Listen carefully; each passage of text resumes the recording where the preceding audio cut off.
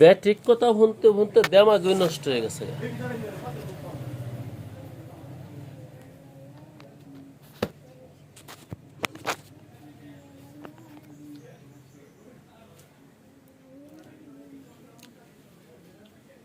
কোরআনে কেউ এর মুত্তাকি বানাইতো না, তাইলে কেরব মুত্তাকি লোকেরে কোরআনে তার জায়গা মতন পৌঁছাই দিব।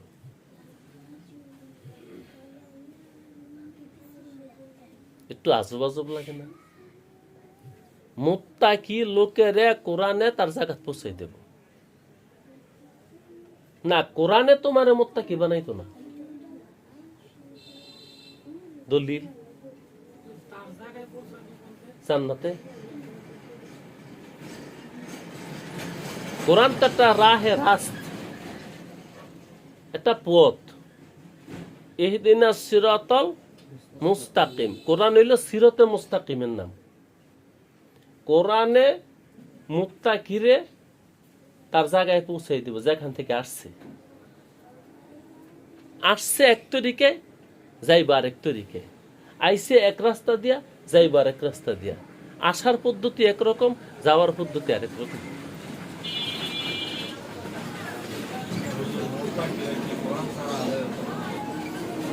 হ্যাঁ হ্যাঁ, না, জান্নাতে যাওয়ার একটি পথ, এটা হলো কোরআন। আর কোরআনের অপর নাম সিরাতে মুস্তাকিম। জান্নাতে যাওয়ার একটি পথ, আর জান্নাতে যাওয়া মূল উদ্দেশ্য না। মূল উদ্দেশ্য হলো দিদারে এলাহি, মিলন করা, বন্ধুর সাথে মিলন করা। এই মিলনটা হলো মূল উদ্দেশ্য। মিলনটা হবে কোথায়? জান্নাতে। আর নয়তো জান্নাতের কোনো দরকার ছিল না। জান্নাত মাকসুদ না, মাকসুদ হলো দিদার। দিদারটা হবে কোথায়? জান্নাতে। তাহলে জান্নাত তোমার মাকসুদ না। আরে আমরা আপেল খাই, আঙ্গুর খাই, ভাত খাই, মাছ খাই, কত কিছুই তো খাই, ডিম খাই, দুধ খাই। কেন খাই? এগুলোর মধ্যে শক্তি আছে। ডিমের মধ্যে, মাংসের মধ্যে, দুধের মধ্যে, ভাতের মধ্যে, গমের মধ্যে শক্তি আছে। লবণের মধ্যে, পানির মধ্যে শক্তি আছে। খাওয়ার পরে আমার কিডনি সেই শক্তিগুলাকে রাখে। এখন কত যাই খাইতে পারে না, তারা কি ডাক্তাররা না খাওয়ায় রাখে? আপেল খাইতে পারে না, ভাত খাইতে পারে না, মাছ খাইতে পারে না, মাংস খাইতে পারে না, ডিম খাইতে পারে না, তারা কি না খাওয়ায় রাখে? কি করে? Saline, injection. ওর মানে তুমি এগুলা খাইয়া যে শক্তিটা অর্জন করতা, ওই শক্তিটা তোমার সরাসরি শক্তিটা ঢুকাই দেয়। এই আপেল, আঙ্গুর, নাশপাতি, বেদানা, মাছ, মাংস, দুধ, ডিম, মিষ্টি, এগুলো আর খাওয়ায় না। এটার শক্তিটা সরাসরি ওই স্যালাইনের পানির মধ্যে দেয়। বাস স্যালাইন এক ফোঁটা এক ফোঁটা করে আস্তে আস্তে ধরতে থাকে। তার খাবারের চাহিদা পূরণ হচ্ছে। আমিষ, শর্করা, লবণ, পানি যা দরকার যাচ্ছে। জি, তো এই কথাটা কেন বললাম? জান্নাত মাকসুদ না, এ খাওয়াও মাকসুদ না। মূল উদ্দেশ্য ছিল শক্তিগুলা অর্জন করা। এই শক্তিগুলা অর্জন করার মাধ্যম খাওয়া। যদি খাওয়া বন্ধ হয় তাহলে অন্য তরিকা। এ খাওয়া কিন্তু মাকসুদ না।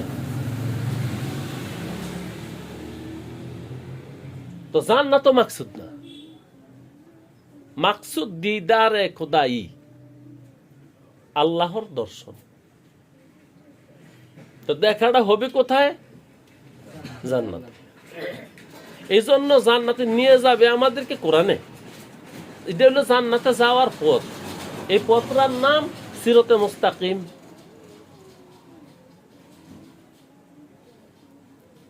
এই পথটার নাম সিরাতে মুস্তাকিম। এখন ওই আগের কথাটা, কোরআনে কাজ করে কার মধ্যে? মুত্তাকিদের। কোরআনে উপকার হয়, কোরআন দ্বারা উপকৃত হয় কে? যে ব্যক্তি মুত্তাকি। হ্যাঁ, যার পেট খারাপ, ওই আপেল খেলে লাভ হইব? মাংস খাইলে, দুধ খাইলে লাভ হইব না। চিনি কিন্তু মূলে একটা শক্তির নাম, কিন্তু যার কিডনি চিনি রাখতে না, ওরে দিলে কি হয়? ক্ষতি হয়, প্রস্রাব বাইরে যায়, সুগার আরো বেশি যায়, তখন সে আরো দুর্বল হয়ে যায়। তদ্রুপ কোরআন আসার পরে অনেক মানুষের ডায়াবেটিস বেড়ে গেছে গা, এই কোরআন সে কবুল করতে পারতেছে না। মাদ্রাসা পড়াইছে, হ্যাঁ আগের তার খারাপ হয়ে গেছে গা। শাইখে কামেলের কাছে গেছে, হ্যাঁ দিল আগের থেকে খারাপ হয়ে গেছে গা। কে রে? রাসূলুল্লাহকে আবু জাহেলে পাই নাই, মুক্কার কাফেররা পাই নাই, লাভ হইছে? যে সৌদ কি লাভ? যে সৌদ আজ রাহবরে কামেল, রাহবরে কামেল পাইলে তোমার কি লাভ হইব? তোমার ম্যাগনেট যদি নষ্ট হয়, কোরআন পাইলেই শিখলেই পড়লেই তোমার কি লাভ হবে? ধারণ ক্ষমতা না থাকলে ওইটি তাকওয়া, আর হ্যার নাম তো কি? তো কোরআনে সবাইকে ধরবে না, কোরআনে কাজ করবে না। এটা যত সুষম ভালো খাদ্যই হোক, সবাই কাজ করবে না। কারে কাজ করব? যার যোগ্যতা আছে।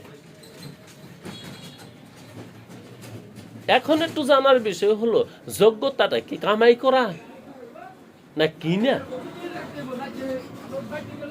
যোগ্যতাটা কি কামাই করে না কিনে, না ওয়ারিশ সূত্রে ভাই? কোনটাই না। মালিকে পাঠায় বেলা দিয়ে দেয়, মালিকে পাঠায় বেলা এই শক্তিটা দিয়ে দেয়।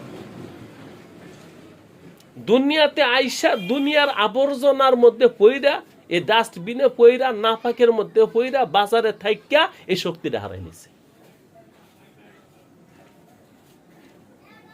শক্তিটা আল্লাহ দিয়ে দিছে সবাই।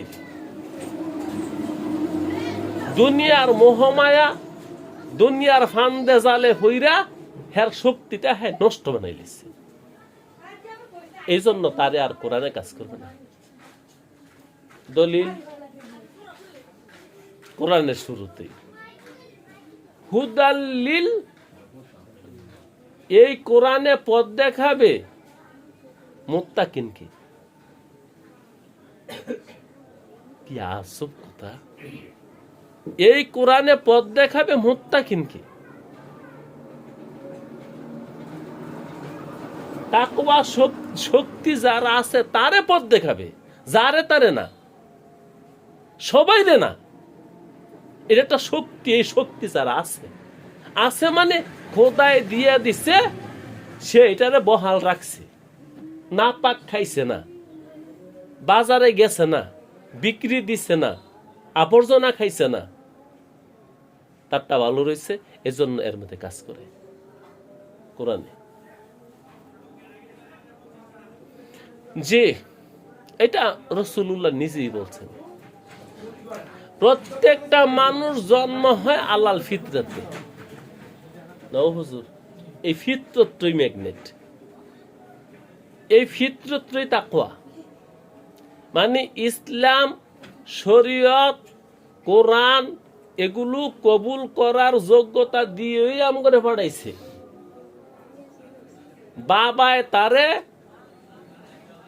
ইহুদি বানাইছে, বাবায় তারে নাসারা বানাইছে, বাবায় তারে হিন্দু বানাইছে। কেডাই বানাইছে? এর বাপে না?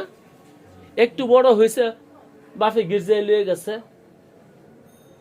বাপে পূজা মণ্ডপে লয়ে গেছে, বাস হ্যাঁ হিন্দু হয়ে গেছে। হ্যাঁ মনে করছে এই দুই আসল। বাবাই যেটা শিখাইছে সে তো আর বাজারে যাচাই করে দেখিনে তো দাম, সোনা কি নিলাম নাকি রূপা কি নিলাম।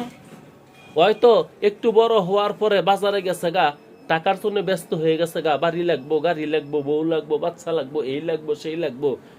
এখন হ্যাঁ বাবাই যে হ্যাঁ ইহুদি বানাইছে, হ্যাঁ যেটা যাচাই করে নাই, বাবাই যে শিখাইলো, এটা কি হক না বাতিল? বাবাই যে খ্রিস্টান বানাইলো, এটা কি হক না বাতিল? বাবাই যে হিন্দু বানাইলো আমারে, এটা হক না বাতিল? সে তো যাচাই করে নাই।